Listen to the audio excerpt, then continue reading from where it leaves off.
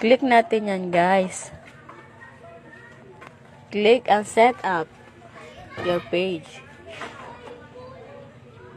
Ilagay nyo lang, guys, ang inyong profile, cover photo, at ang inyong bio.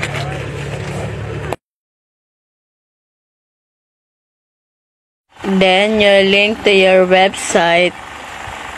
Kung wala pong website, skip nyo lang, guys. Update your location. Then, add your business. Add your phone number. List your contact presence, guys. Add action button if meron na kayo, guys. Invite friends to like your page. Yan, guys, fill upan nyo lang yan, guys, para makompleto ang inyong profile. Success. Okay, guys, sana may matutunan kayo. Please follow me. Thank you, guys.